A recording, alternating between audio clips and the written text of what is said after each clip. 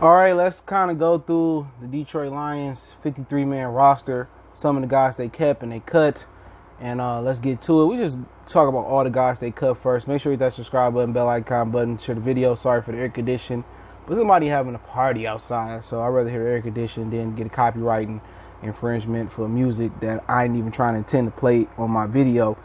Would love to do this in live stream version, but I just ain't got the time, so I'm gonna go live with the Lions either tomorrow and the Pistons on Tuesday. That's what I'm kind of thinking. But they released one of their guards, Ode Abashi. Hope I'm saying his name right. And actually, he's the starting right guard on Madden. They released the guard from Wisconsin. I'm not going to butcher his name. People be in the comments say, oh, you didn't get his name right. Fuck his name. Do I look like Marv Albert? Then they released quarterback David Blogg.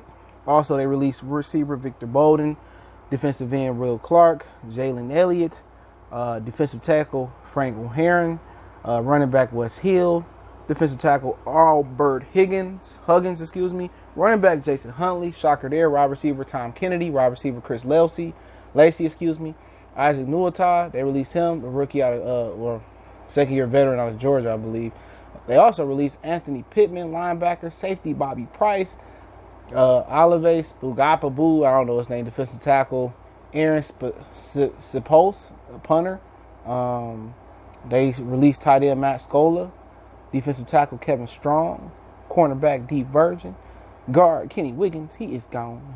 Kevin Wilkins, defensive tackle, running back Jonathan Williams, who I think they got him from off the Colts, off the street. They long snapper Steve Wilt and tackle Dan Skipper out of there.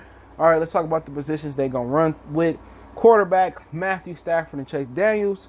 David Blogg probably did outplay Chase Daniels, but it was no way they was releasing Chase Daniels. That would have been a big cap hit. They paid Chase Daniels all that money, and he wasn't worth it. We all knew it. They could have got cheaper options, but they got the guy who got beat out by Mitchell Trubisky. All right, people saying, well, Trubisky historically tears up the Lions. Well, credit that to Matt Patricia's shitty defense. All right, running back, they going to run with Kerryon Johnson, DeAndre Swift, Todd Johnson, Jason Kamada, hopefully I say his name right, Kabadena, whatever his name is. He's going to be the fullback in both Scarborough. They cut Wes Hill, Jason Huntley, Jonathan Williams, and Nick Baldwin. He went on IR. All right, talk about the running back position. I thought that Jason Huntley was going to have an opportunity to get in there. They could have cut that fullback and used one of them damn tight ends to be fullback, but I guess those guys wasn't comfortable in being fullbacks. But I had no issue here. I like all the backs. Hopefully Huntley can come back if he clear waivers and land on the practice squad, which I believe he will. So we'll still have Huntley. And you can count on Kerryon Johnson, Bo Scarborough, DeAndre Swift going down. Bo got injured in camp. DeAndre Swift got injured in camp. But there wasn't no way they was going to cut DeAndre Swift and keep Jason Huntley. I think Todd Johnson was the guy he had to beat out. A lot of people didn't talk about Todd Johnson, but I heard he had a really good camp as well. And that was the guy to beat for Jason Huntley.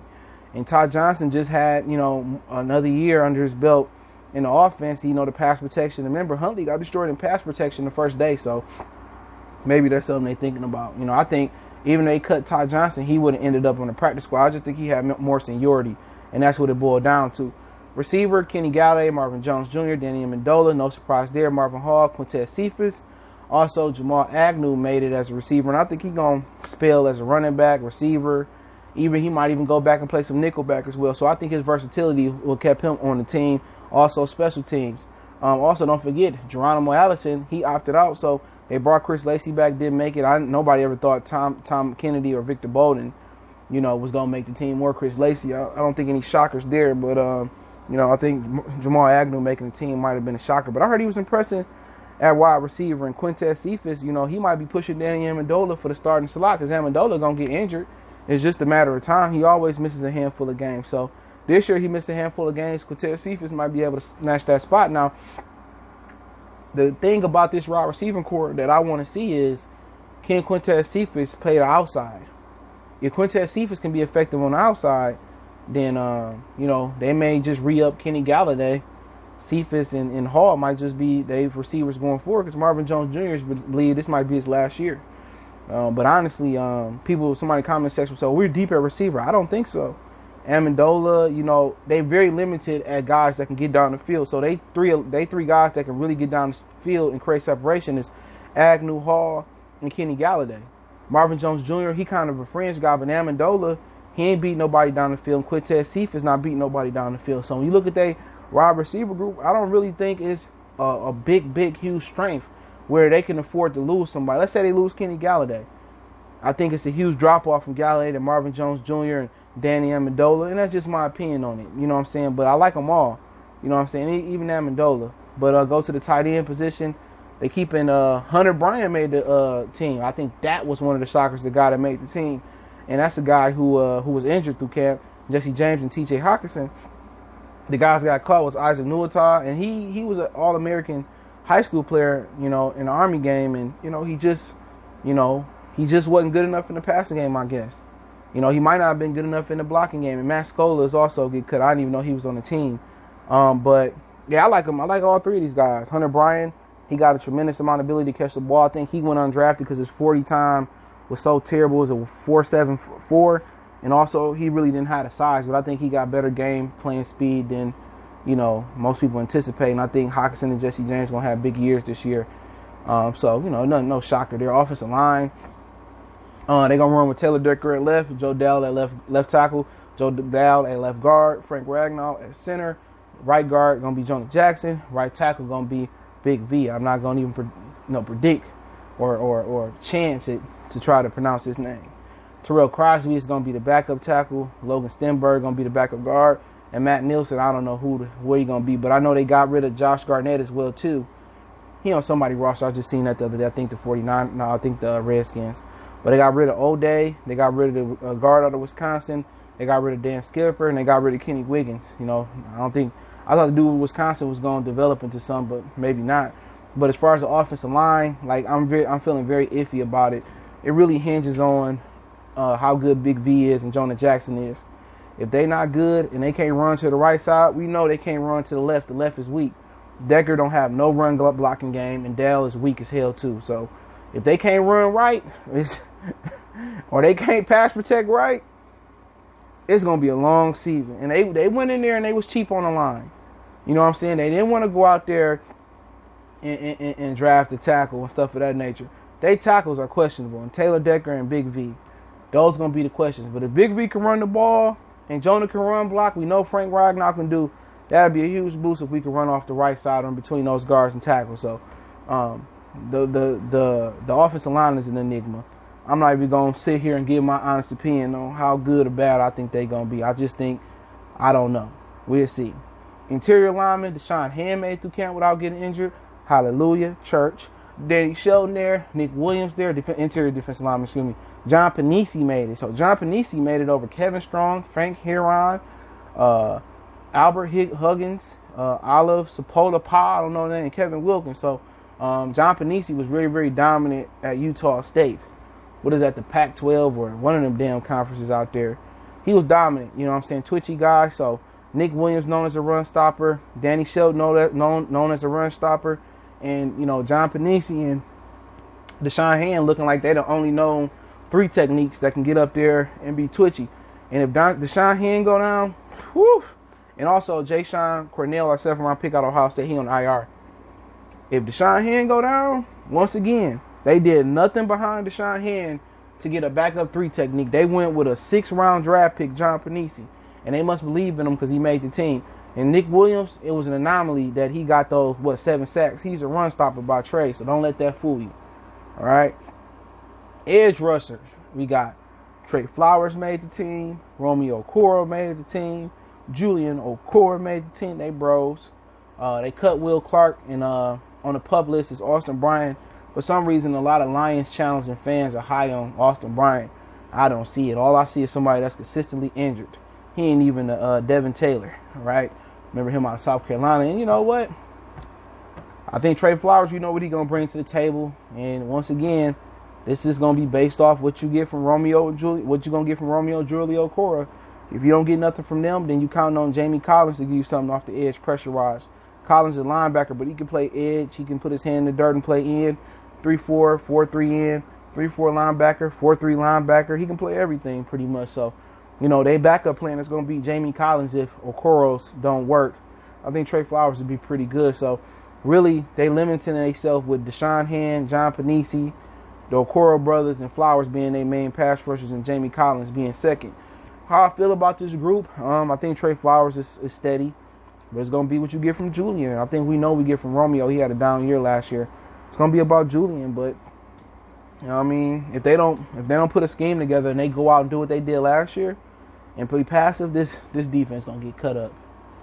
And hopefully Corey Ulen brings some more aggressiveness up front. But then the linebackers, we got Jamie Collins, Jared Davis, Jelani Tabai, we got Christian Jones, we got Reggie Ragland, Jalen Reeves-Maven, Elijah Lee, also who was cut. Anthony Pittman was cut. I didn't think he was going to make the team. I like them all. I love Jamie Collins. That was my favorite off-season accusation they made. Jared Davis, not a fan. Jelani Tabai, like him. Christian Jones, Reggie Ragland, like him. Jalen Reeves-Maven, I don't even know why he on the team. Elijah Lee, okay. I think we got him from the 49ers. The linebacker core, I feel good. I think Collins going to solidify that. I think Tavai and Ragland going to be good in the inside. So I think those three the ones going to pick up. I don't expect nothing from Jared Davis again this year. So Tavai should be starting in the middle. Collins on the outside. Most of the time, that's all you need because most of these teams going to be in 3 receiver sets anyway. So out of all the defensive group we talked about so far, I think the linebacker crew was the most stable. Okay, going down to the cornerbacks, Desmond Trufant made it. Justin Coleman, Jeff Okudah, Amani Arakwe, Tony McRae, Darryl Roberts, and Mike Ford made it. So D-Version got cut. A lot of people talking about, and as far as Alliance Media, that Mike Ford wasn't going to make it. I just couldn't envision that. Mike Ford is too good of a cornerback to let go. I think he could start in some NFL teams. I think he could start with Eagles last year. They were so decimated at corner. This year, a different situation. But, I like where we're going here. Obviously, Okudah won't start. I'm not a fan of Desmond Trufant. I do believe in Coleman if they get more pressure. I believe he was a victim of circumstance last year because Matt Patricia did him no favors up front and calling pressures to help him out in the slot. I love Amani. Y'all know how I feel about them. I like Okudah. Love Mike Ford. So I think it's a solid position, but I still like the stability more at the linebacker position than the cornerbacks right now. We go to safeties. Killebrew, Jerron Kearse suspended for the first 3 games. Killebrew made it. He more of a special team player. C.J. Moore made it. Special team standout. Will Harris, Deron Harmon, Tracy Walker. Those 3 you got to focus on. Them 3, Tracy, Deron, and Will. I love Tracy Walker. Don't know much about Deron. Will Harris got the speed and he got the strength. But we got to see. But they cut Bobby Price and Jalen Elliott.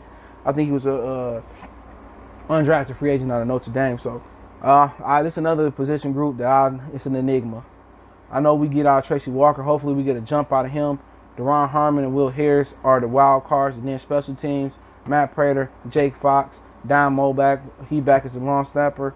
They cut Aaron Spinaspas, the punter, and Steve Walt, the long snapper. So, how I feel about the 53-man roster, it was one no real surprise other than Jason Huntley not making it. And a surprise to me was the way they were talking about how bad Mike Ford was him kind of making it, but you can't really always trust the writers. Other than that, it just really wasn't no real shocker to me. I mean, Kenny Wiggins is trash. That wasn't no shock to me. I'm a little shocked that the Wisconsin kid guard didn't do much. Hunter Bryant making it over Nuatai wasn't no surprise. He provide a little bit of twitchiness. Nuatai just provide a blocker. Other than Huntley and Blog getting cut, it really wasn't no surprise to me. We'll see. Like I said, I'm not anticipating wins and losses. I will finish up the season preview hopefully in a few days. So we get one after this one and we'll finish out. But I don't have a prediction this year. Offensively, I feel more confident pretty much about the receiver group. The one place I feel shaky offensively is the line. Interior defensive line is defensive interior lineman. I feel most shaky about them defensively. The position I feel got the most stability is the linebacker. So that's just how I feel. Let me know what you guys think. Don't forget me on Facebook, Instagram, Twitter. Reach out if you have a business question, inquiry, sponsorship, video request, whatever it may be, YouTube question, line question, you just want to chop it up. Twitter is always the fastest way. Then Facebook. I'm really on IG. Don't waste your time. Want to make a donation? Cash App, CJ Good 313. PayPal link in the description. Best way to donate is to share the video. Hit that subscribe button, bell icon button. Don't forget you can check out my other channel right here on YouTube, Goodfellas Sports TV. Let me know what you guys think about the video. One time for the one time. Motor City Sports Talk.